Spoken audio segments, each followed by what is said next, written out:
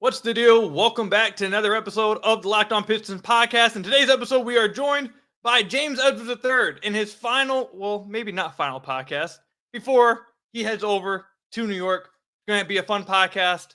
Stay tuned. Today's episode, Locked On Pistons podcast.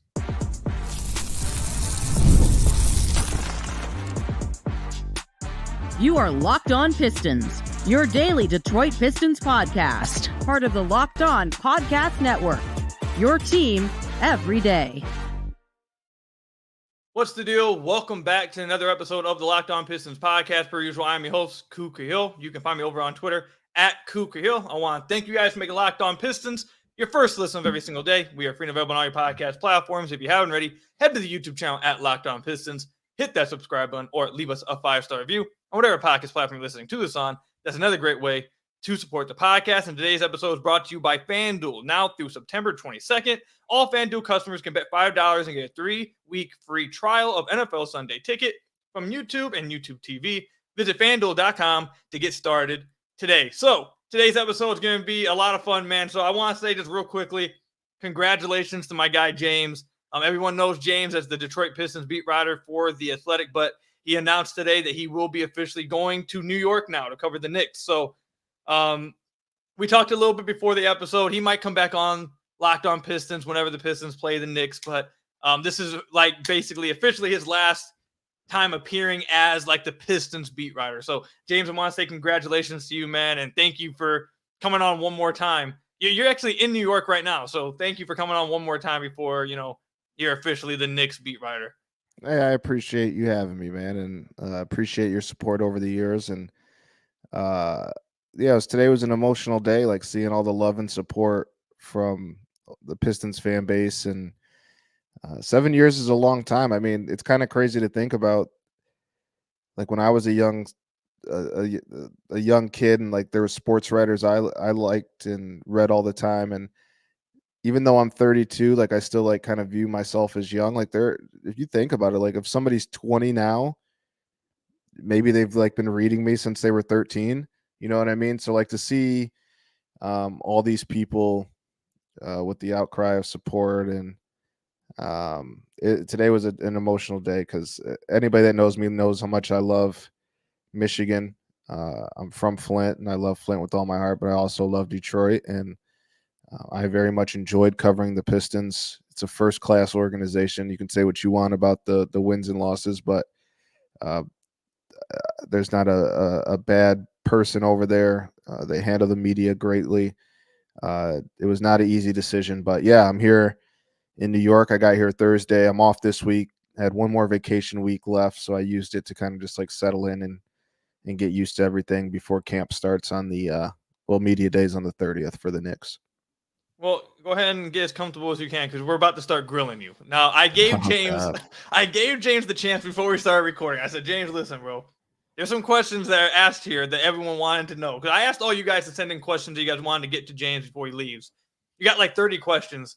And there are some hard-hitting ones here, James. So okay. I gave him the chance to get out. But he said it'd be more fun to, just let it rip. So we'll see if he's willing to answer all of this. I can say pass, right? Like if there's one I don't want to answer, you can say pass. Okay, I just figured it'd be funnier if you at least asked him on air. But see, the problem is what I was trying to tell you is that even if you say pass, saying pass will give like some credence. Like will give like if someone asked the question, you're like pass. It kind of gives like a answer in of itself. It's kind of like when someone asks you, "Are you lying?" You said, "I don't want to answer." It's kind of like, "Oh well, yeah, you're lying." But you see what I'm saying? Yeah, I get. I mean. Let's just do it. I don't care. Okay. We'll be fine. All right. So the first one, this one's from Ryan on Twitter. He says, spill as much tea as you can on the Weaver era as possible. James, please go scorched earth. What happened? What went wrong? I mean, there's not really like a lot of tea to spill that hasn't already been reported. Like there wasn't a anarchy behind the scenes. They kind of they were too young. The young guys had a lot of stuff on their shoulders that they weren't ready for, and it led to a lot of losses. Right? Like it's different if this was an organization that wasn't losing a ton before Weaver got here, right? Like there'd be even more patience with how the rebuild went under him. But because it was 15 years of losing before that, and then this was the worst of it, like it just all kind of jumbled together, right? Like there wasn't anything, like there wasn't like, to my knowledge, like anarchy behind the scenes or anything. Obviously people weren't happy, they weren't winning, but I don't think there's any like real juicy tea that I haven't, like there's not any real juicy tea that I think people don't already know. Nothing crazy. And I'm not just trying to cop out. Like I just can't think anything that would fall under juicy tea that's not like out there. All right, fair enough. Fair enough. I think you're gonna disappoint some people with that one, but it's fine. Okay, the next one is from Return of the Bad Boys on Twitter, and there's two people that upvoted this and said please answer this. So let's see if you can. Oh God. It says spill the tea on the way out. Who all hated Monty Williams? If I change the question slightly, can you say something else besides pass? I don't feel comfortable answering that question. Hate is a strong word, but I don't think anybody hated him. What if I changed it to simply this? To your knowledge, did Monty Williams have full support of the Pistons locker room? Or do you still need to say pass on that one? No, I don't. No, I think no. I don't think that's people knew that though, right? I mean, you have people like me maybe speculating about it, but I don't think they've had like, I would say James Edwards. I don't think there was like anybody pounded the table that he needs to be gone. But I think a lot of guys didn't like losing like that, and maybe certain things. Yeah, like I don't think everybody. I think it'd be hard pressed to find a locker room in the NBA where everybody agrees or likes the coach. Like I don't think that's there was nothing crazy there either, but nothing headline worthy. No. All right, fair enough. Next one is from Brandon. He wants to know, is there any crazy story or crazy tea that you haven't shared? Why does everybody want tea? Because James, man, it's your, you know what your job is. So is there any tea or story, crazy story, interesting tea or anything that over your 7 years with the Pistons that you can share now that you weren't able to share before? Can I tell like a funny story? Yeah, it can be funny. It can be funny. So the Pistons traded for Blake Griffin. What was it? January of 2018. Because it was my first year on the beat. Yeah, end of January 2018. And it's the first practice post the trade. It was post the trade, but pre Blake and Willie Reed and was it Bryce Johnson? Was that the other guy? Yep. They're a rival to Detroit. So like the gym is packed with TV, like way more, like 10 times the amount of media that's usually there, which is usually annoying. Well, it became annoying for me. Like that was my first year, so it wasn't that big a deal. But like when it's usually just like 3 of us every day and then like 20 people come, it's like, but so this day everybody's there. And for 30 minutes, everybody's peppering Stan Van Gundy with Blake Griffin questions, right? Obviously so. And I couldn't even get a question in because there were so many people there. And again, this is my first year. I don't even really have a good relationship with Stan at this point. I'm still like figuring stuff out I'm 24 at the time. I'm like a very young beat writer.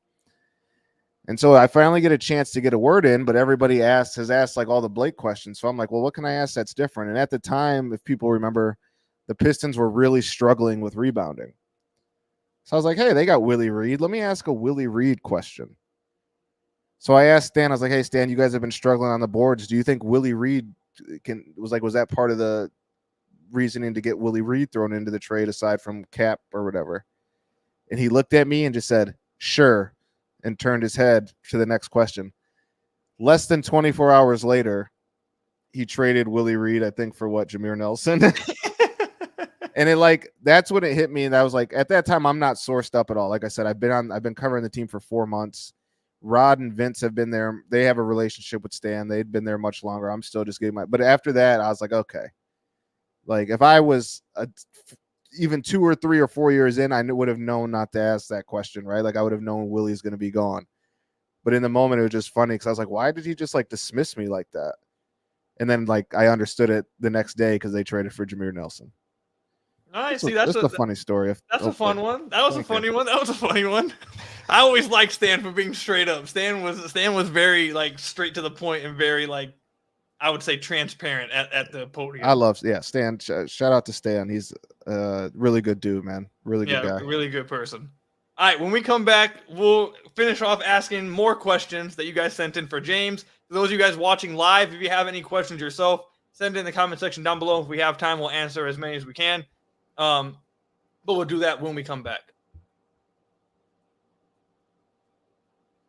You've heard us talk about FanDuel a ton, America's #1 sportsbook. Well, we have something a little different for you today. Now through September 22nd, all FanDuel customers can bet $5 and get a 3-week free trial of NFL Sunday Ticket from YouTube and YouTube TV. Then with the YouTube TV base plan, you'll be able to watch every regular season Sunday afternoon out-of-market game. All you need is a Google account and a current form of payment. You can cancel at any time. For those of you guys who are fancy football players like myself, that comes in big time. Not everyone's drafting only Detroit Lions players if you're actually planning on winning. You're drafting players from all kinds of different teams. You need to be able to watch them and know how they're doing. And this can save you right here. Again, now through September 22nd, if you bet $5, you will get a 3-week free trial of NFL Sunday Ticket from YouTube and YouTube TV. Just visit FanDuel.com, download America's #1 sportsbook, again, at FanDuel.com.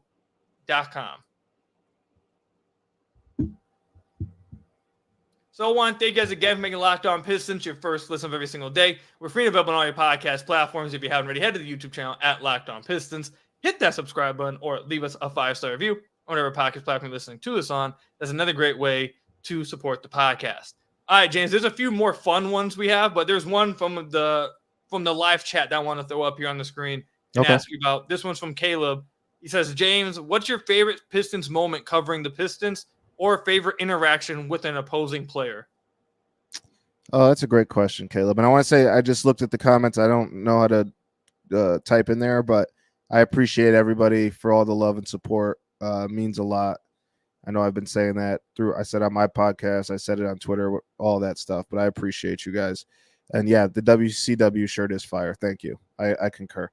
My favorite moment covering the Pistons would either be Blake's 50 ball against Philly or Sadiq's 50 ball. No, James, no, I got to cut you off. There is no way you're telling me Sadiq's 50 ball in the middle of that type of season with the whole COVID thing going on is a top moment for you. Cool. Sadiq Bey scored 50. That was insane to watch. We were in Orlando. I was also bad the team was that year. Yeah, I agree, but he's still like, he barely missed. It's not like he put up 50 and shot 30%. Fair enough. And it was like, I was happy because I had a really good relationship with Sadiq. So I had some stuff that like tucked away for like when he had like a moment. So like I think that was the story where the Joker stuff came out, why his hair was green. Yeah, that was something really cool. Favorite. Oh, Cade against Atlanta was nuts too. Cade against Atlanta was nuts. Is that talking about during the losing streak when he tried to break it? Yeah, he had like 42 or something. Yeah, that was up there. Favorite interaction with an opposing player. Is there a good one? One that comes to mind is I was doing a story on Zaza Pachulia. There's a trivia question for people. And I went into the Celtics locker room to go talk to Al Horford about him. And I went up to Al. I was like, hey, do you have a few minutes that I can ask you about Zaza? And he's like, yeah, can it wait, though? I'm about to do my pregame. And I don't know Al, but I know his family because people know he grew up in Grand Ledge, which is Lansing. And like I covered his brothers when I was covering high school sports. So like there's a little bit of a relationship there.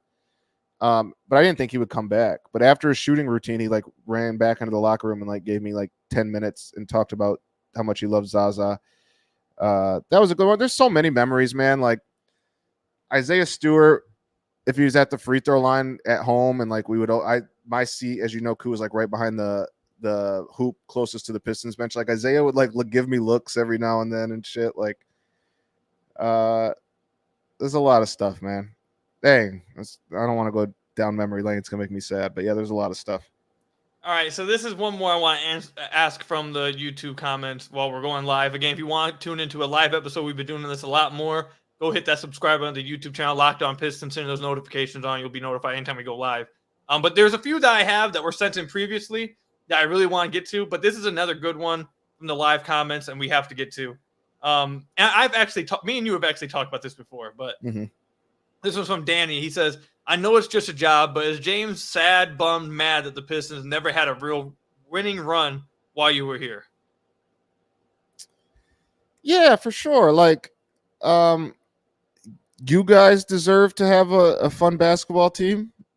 You guys have been through a lot, some more than others, right? Like, I don't feel as bad for the 38-year-old because they've seen the team win and be dominant in the 2000s. But like somebody who's 21, like I feel bad for them. Yeah, like, and then for me, yeah, like there would be so many cool stories that would come out of something like that. Like I would have loved, I mean, maybe never say never, but I was hoping to be the person to cover the Pistons' first playoff win in 15 years. Like nobody knew that team better than me. Like I feel like I could have done an amazing story. Yeah, for sure. And then also like there's just naturally like there's people that work at that organization that because I'm around them so much, you root for, and you want to see them have success too. Yeah, like at the end of the day, it's a job. It doesn't impact my checks are still the same whether they win 0 games or 82 games. I know people hate when I say that, but it's the facts of if it is, it's what it is.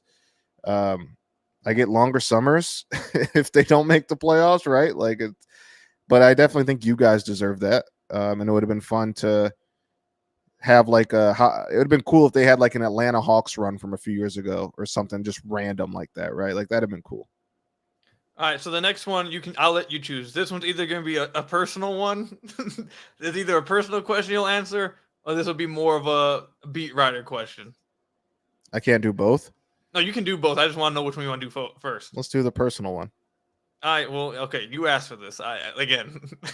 You asked for this.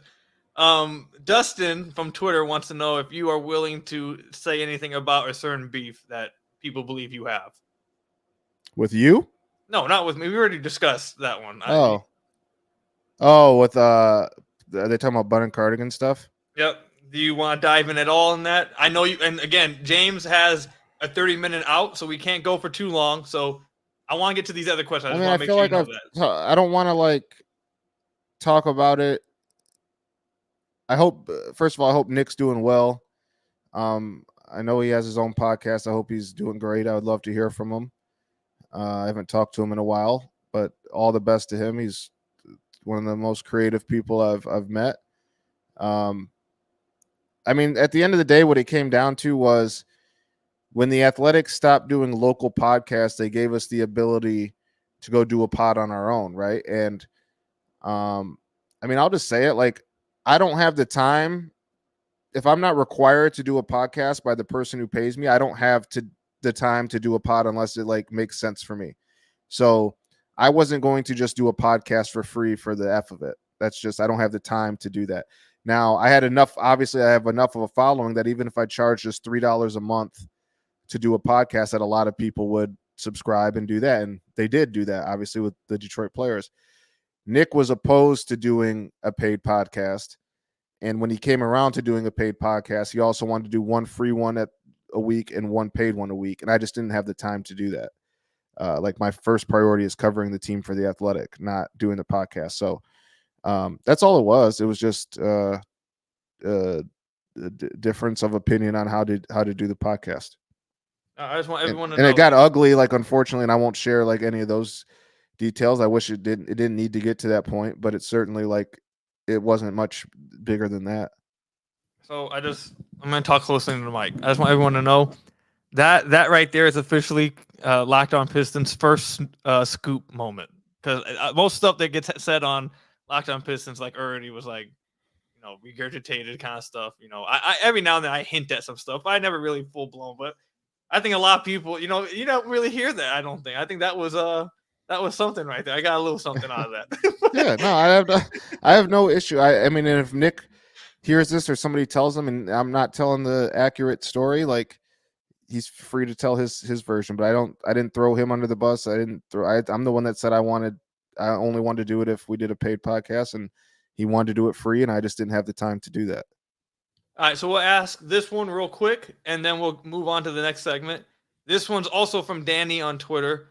Says, James was in and around the team for nearly a decade. What's his take on why the Pistons feel like, or truly are, a hopelessly dysfunctional franchise no matter what's happened? From what we see on the court to just being late to start press conferences, does it start at the top with Gores or no? I think it certainly goes back to the poor drafting. Like I don't want to sound like a broken record, but like, you know what I mean? Like, we can go all the way back to choosing Darko over Melo. Like, once the rest of the going to work guys are ready to fizzle out, Melo's hitting his prime, right? And maybe that makes the 09 to 14 seasons not as bad. And then maybe you find yourself in a position to draft different guys who ended up going late in the lottery or early in the outside the lottery, but they just haven't drafted well. You can't draft that many first round picks who were out of the league or at the end of benches by the time they were supposed to be in their prime. And then I think after that, you kind of just find yourself searching for answers. Like, say what you want about Gores, but he's put his money where his mouth is. You talk about that a lot, Koo. Like, and it's a good thing. Like, I think it shows that he cares, right? But it also like puts yourself in a bind. Hence the Monty situation, right? Where you're, it's fine it's where you're like putting all your eggs in one basket, and if it doesn't work, then what? So I think ultimately they needed to draft better. They didn't need to make the Blake Griffin swing. There was always going to be a cap on that, right? Like, at the best, you win a couple games in the playoffs. If you're lucky, maybe a round, right? Like, that was the cap. I just think if they had drafted better, that a lot of this stuff wouldn't have turned out the way it has. All right, so we're going to come back and we'll answer more of you guys' questions. We'll try to do it as quick as possible because there are more questions I really want to get through that are pretty interesting. So stay tuned for that when we come back. So I want to thank you guys again for making Locked On Pistons your first listen of every single day. We're free and available on all your podcast platforms. Hit that subscribe button to the YouTube channel. Leave us a 5-star review, whatever podcast platform you're listening to us on. That's another great way to support the podcast.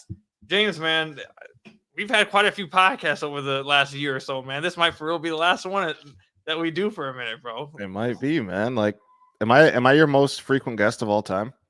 No, I think Bryce Simon from the first year of Locked On Pistons was on here almost twice a week. Oh, was he? Okay. So I think he probably takes the cake. But over the last year or so, I'd say you probably are the most frequent one. You and Hal. Hal comes on a lot during draft time. Okay. I'll take that. I'll be the prince of that scenario. It's fine. All right, so look, this is a question from me. I'm gonna ask this question to you, then we'll get to everyone else's. Because I've had a lot of people, and I have to assume you've seen it too. I've had a lot of people ask me in these comments. I've had people ask me on Twitter and DMs. Even today, when we posted that we were recording today, I've had people ask, James, dude, is there not an alternate universe where you see that? Actually, not even an alternate universe. Do you agree that me and you are a good duo on a podcast? Yeah, I think we are. I actually think we are. I told this story. I think it might have been the last time I was on here or 2 times ago. Like, I didn't like you for a while. And we talked about why, and you agreed with me. I know why you had some hostility toward me, but we won't. That doesn't need to be. That was more of a you thing than it was a me thing. That was something you had to get over, and we talked. You shared, right? And I also have told you that I think you've grown in your space significantly over the last few years. Like 3 or 4 years ago, do I think we could have done a podcast together? No. Over the last 2 years, certainly, I think we could have. I think we got good chemistry. I think we dig at each other enough. Like, that it's funny. And I know your Pistons fandom well enough. Like I know what like I can like poke jabs and stuff. Like there's good banter. Certainly, I think there's good banter. All right, that's for all of you guys who keep making comments about it. I just want you guys to see that I asked James about it. He confirmed it. In an alternate dimension where he's not leaving to New York, maybe we have a Pistons podcast one day. Never say never. Maybe I'll be back in 3 years. Who knows? Who knows? All right, okay. Let's get to the next question. All right, so Sham, I know you're cool with Sham. Yeah. Did you see Sham's tweet? He wanted to ask? Which one? It was the picture. He wants to know what's the real story behind the classic Pistons. Everyone in the Pistons community, I feel like, knows this picture. The picture that has you like falling on on the basketball court. Did you get your ankles broken, bro? No. So the story with that is, and I've told this story before, and he's an ass. Or can I cuss on here? Sorry. That's probably the extent of cursing. Okay. Yes. And he knows what it is. So that was, I believe, we were in LA. No, it might not have been LA because I was wearing a hoodie. It might have been LA, but because it might have been winter time, so it might have been a little chilly. But I was wearing dress shoes. Like I have dress shoes, so it's after shoot around, and the floor. The Pistons just finished practicing, like at Staples Center. I think it's Staples. It was Staples Center. So the floor is like has sweat all over it, and all I'm doing is, I think me and Rod are playing horse, and like Vince Ellis is recording it. I think that's where he got the screenshot from. He went on like, what was it? What was Periscope? Was that what Twitter? Yeah. So he went on Periscope, and I think that's how he has that photo. All I did was like, I was dribbling, and all I did was like turn around, and I just slid, like because there was sweat on the floor because the Pistons just finished practicing. Me and Rob were playing horse. Look at my outfit. I had a sweater on and some dress pants or dress. So if someone goes and digs this video up, that's what we're gonna see. We're gonna see 100%. And he knows that too. He knows that too. And the jumper, the shot right after it was butter too. So you guys have all seen my jumper. I've posted enough. He's trying to act like I can't hoop.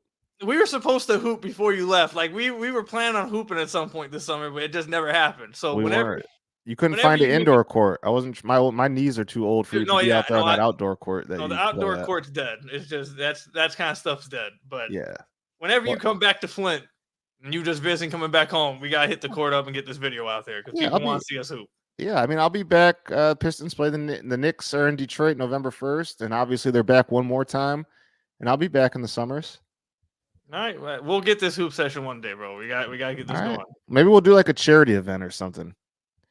Like a back to school, like Pistons media, or I guess I wouldn't be a part. Well, I could set it up. You can. I mean, you were part of the media for 7 years, man. I think it's gonna take a minute for people to just to take that part away. Maybe we'll do like a back to school like charity game or something like that. All right, you guys heard it here first. They might be in our future. All right, you only got a few more minutes, so I want to get these ones out. All right. Next question is from Jaheim Jones. He says, "What's the story behind Luke Kennard getting traded on draft night in 2020?" Wait. Oh, like with the 4 seconds? I have no clue. He said he just wants to know the story. If you have one. That's a question I get asked a lot. All right. So what I was told, I know some of the story. Whatever you want to release to the public, that's on you. I haven't released nothing to the public. This is you. So I can't. I've never got. I'll say this. I never got this confirmed. So please do not. Please, people, do not. This will be on NBA Central in about 10 minutes. Do not. Yeah. See, that's the thing I don't want. That's why, like, if there was no such thing as like NBA Central and all that stuff, like I would say a lot more stuff, but people just like run with a bunch of S word, and it annoys me. The reason the Pistons had to give up 4 seconds to go with Luke, I heard, I have not got this confirmed, so do not quote me. I heard that there was like a miscommunication during the deal, and for it to happen, there was a miscommunication, whether it was like salary caps, mumbo jumbo, or something else that was supposed to be involved in the trade that when for the was it the Clippers? For the Clippers Yep. to do it, the Pistons needed to add seconds because there was a mess up in communication on the Pistons end. That's what I was told, but it was not from somebody affiliated with the Pistons. So there's that story. I know everybody's been asking me that story for years. It's not as crazy as great as people thought. Oh no, trust me. I think you fed what they need. I think that was what they wanted to hear. I'm just gonna say this, get this down on record. I did not make James say that. He had the chance from the get-go to say pass.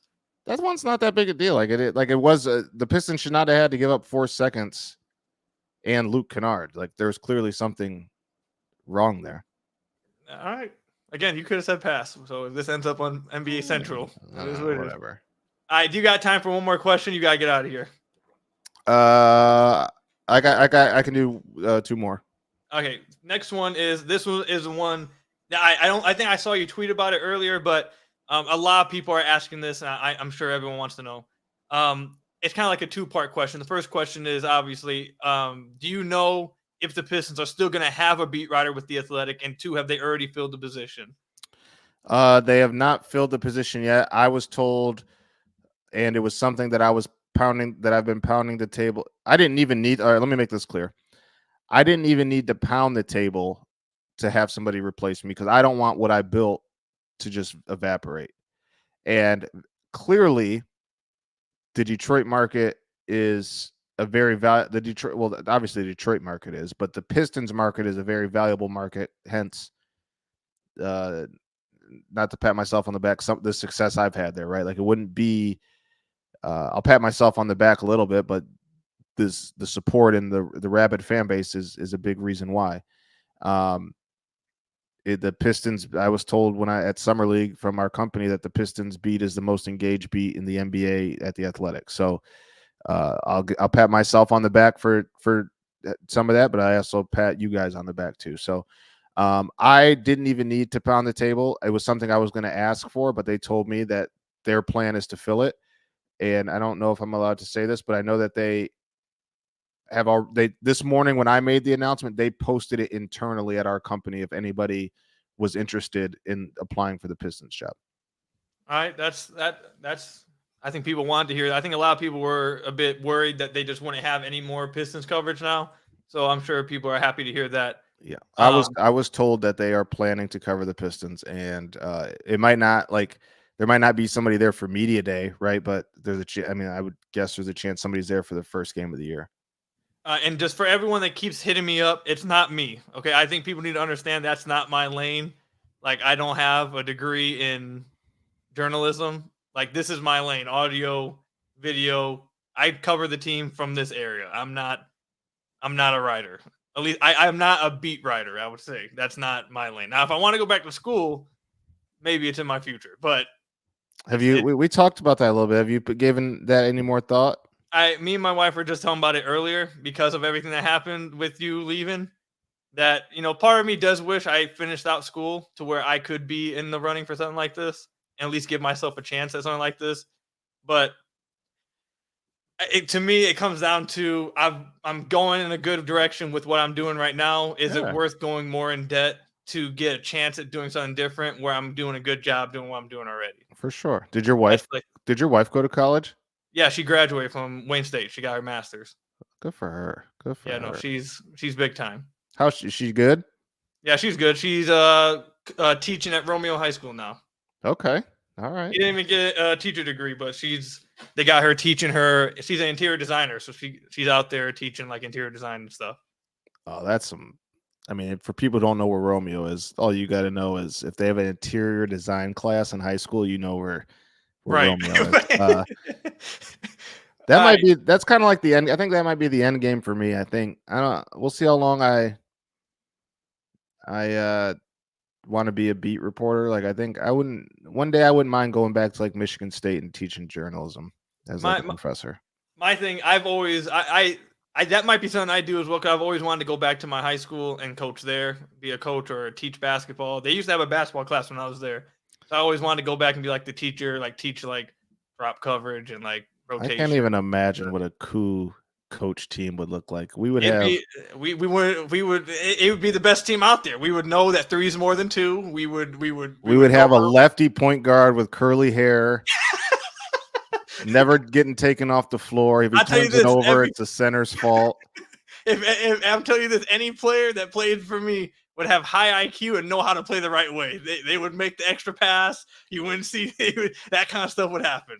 Have we ever talked about, or have I ever joked with you about how all of, like, since I've like been familiar with you since I started covering the team, maybe a little bit a year or two after I started, I don't know when it was, how much all of your favorite players over the last few years have just like not Bruce, I hate other than Bruce. Now, I'll say this: Bruce was a 2nd-round pick, so I feel like he should hit for more than like he should count for 2. Yes, he should count for 2. That's a 2nd-round pick. I was right on.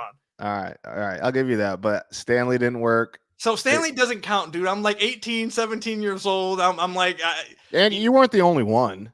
But Stanley, everyone thought Stanley was the savior after he said Detroit versus everybody on draft. Like, that one doesn't count. I'll give you Killian. Killian, I just missed on. Okay, Killian was wrong. Don't forget about Sekou. No, yeah, Sekou. Fair enough. I missed on Sekou, but he is averaging 24 and 8 over there in his league overseas. That's all I'm gonna say. Shout out to Sekou. I hope he's doing well, man. I loved covering that dude. That dude was funny. That was like people don't know because Sekou would do a thing, especially early on, when he was in front of a bunch of cameras, he would act like his English wasn't that good, and he had a strong, heavy accent. Like there were some things that like he didn't know, but if you got him one-on-one, he talked a lot better than he did in a group. Like he knew what he was doing. Low key, one of the funniest people. Like him and Bruce together. Like that shit's that's what made me sad. That's the good stuff, man. I wish that was good. That was good. All right, to wrap up the podcast, this final question was simply from I got this from a few people. They want to know, what do you have to say to the subsection of Pistons fans that that continue to push that you cape for the organization, that you had to mute and eventually black on Twitter? Like, what do you have to say to that section that believed that you just were a mouthpiece for the team and you kept going back and forth with? You have love for them? Are you giving the middle finger on your way out? Like, what's going on there? For the subsection of fans, I thought I was like a mouthpiece or like a water carrier. Yes. Yeah, they can. I hope they stub their toe. I was getting really worried that I was gonna have to mute you in the middle. No, I got respect. I got respect for your job. Listen, man, that stuff bothers me because my job is to report what I'm hearing and what I think. Like, people act like when things went bad, I wrote negatively about Troy. When things went bad, I wrote negatively about Monty. Like, I don't understand where this comes from. I don't, because I was right about Isaiah Stewart. Like, was I because I was right about, like, I don't know why people think I was a mouthpiece for the team. It's not like I never once said the Pistons were good, like when they weren't good. Like, I don't. Well, I can answer. I'll say this. I remember one day, it was Ed Stefanski was the senior advisor GM that year. They had beaten the Spurs that night on a Sunday. That night, after a win, I wrote a column that they should stop and they need to rebuild after a win. And it's like, I don't understand the mouthpiece thing. That always bothered me because for those who are familiar with like journalism and journalism ethics, like that's something I take my job seriously. And like, I'm not a mouthpiece because I say Tom Gores spends money. Like, he does spend money. You want me because the team hasn't won? Like, am I supposed to say that everything he does is bad? No, it might not have worked out, but he wouldn't try to get you guys the best coaches, right? I said at the time, he thinks Monty's the best coach. He's putting his money where his mouth is, but is he thinking about what if this doesn't work? I wrote that. Like, there's ways to write about both things. I think what it is there's a level of professionalism that I have to carry. That right there, that's what it is. Yeah, and I've talked about that with you. There's a level of professionalism that I have to carry. One, because of the publication I work for. Two, just who I am as a person. Oh, that's number one, who I am as a person. Two, the publication I work for. And three, I have to see these people every single day. There is a way to write player X sucks without writing player X sucks, or that coach X is terrible without writing that coach X is terrible. There are professional ways to do that without throwing a tantrum. Like, I'm not going to throw the same tantrum you are watching the game, right? Like, that's just not how this business works. I am a professional journalist. Like, I know we all get wrapped like the loosey goose. I can't even say it. Loosey goosey of it all because it's sports and it's basketball. But there's a level of professionalism that you have to carry with yourself. Yeah, and to end the podcast, I will just say this like James said, me and him have talked about this before. Over the last few years, me getting more involved in the team and getting credentialed and having more relationships and being more professional, getting into that space and really growing. That people don't. There's a lot of people I deal with it too now. Now that I've been, I nowhere near around the team as much as you, but running around the team more. You can't just come out and you just can't, what they want you to do. You just can't do that. You can't come out and say, bleep, bleep, bleep sucks. You can't come out and say bleep, bleep this guy, bleep him. That's not how it works. If you want to do that, sure. Then the next day you lose your job. And I'm sorry to interrupt you. The thing is, the people who are telling me I need to do that, they wouldn't do that if they were. They would. Don't get me started. I got you. There's so many people I've seen that talk tough on Twitter, and then somehow, some way, they whether through a fan blog or whatever, has stumbled into a credential, and then get in that media room and don't ask S word. I'll say this: I've asked questions, so I don't fall into that category. Everybody I'm not saying you. I just want all the listeners to know that I ask questions when I can. I've done it. It's my thing was I was going to tell you what was going on, right? Like, if they're in the midst of a 15, 20 game losing streak, I can't. It's not fun for anybody if I write after every game, Pistons lost, Pistons lost, Pistons lost. If Asar is sitting there and he's developing his jump, like say Asar is shooting 38% during that 10-game losing streak, well, this is a rebuilding team. Let me talk about Asar's game because that's something people are interested. That's what's important for the future. When it's time to write about the losses, how many times can I write that they're bad in a row? You know what I mean? Nobody, I don't know. You got me going. You were. I appreciate you. Like I told you before, keep doing your thing, man. You've grown so much over the last few years. I appreciate your support. You got my number. You can reach out anytime. I want to say thank you to every Pistons fan who has ever supported, any Pistons fan who hates me. I don't want you to actually stub your toe. Just kind of break a nail. And no, I'm joking, but I appreciate everybody in these comments. It's been overwhelming, all the support today. And it's beautiful, man. And Detroit, Michigan is always home. And I'll be rooting for you guys, the fans. I hope you guys get what you deserve sooner rather than later. And I hope that you guys follow me to New York. Like I tweeted and I said on my pod, I hope you found me because you were a Pistons fan, but you left becoming a fan of me and my writing. And I hope that you follow. And even if you hate the Knicks, I hope you click on a story every now and then just to see, because you like how I write. All right, well, we'll wrap it up there. I want to say, to wrap this up, James, I appreciate you more than ever, man. I've told you before, you helped me a lot. Even during the time when me and you were at odds a little bit, you've always helped me out. You've always given me advice. Coming on the podcast, doing episodes, man, I appreciate it a ton.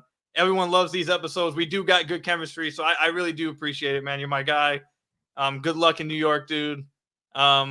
Hopefully I get you on a pod before one of the Knicks Pistons games one day. Just text me, man, anytime.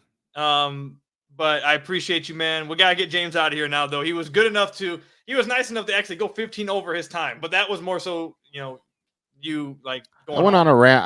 I'm going into the city to get dinner with a friend, so we're all good. I let him know that'll be a little bit late, but I love you all. This isn't goodbye forever. It's just goodbye for now. And hey, who knows? Maybe in 3 years I'll be back in some capacity. All right. Well, I'll see you guys later. Thank you guys for listening to today's episode, man. Make sure you guys follow James to New York, man. Thank you guys. Hit that subscribe button to the YouTube channel, Locked On Pistons. Give us a thumbs up on whatever video. Give us a 5-star review. Or whatever podcast platform you're listening to this on. I hope you guys enjoyed this episode. Until next time, I'll see you guys later. Good luck, James in New York, man. I appreciate you, man. Until next time, peace out.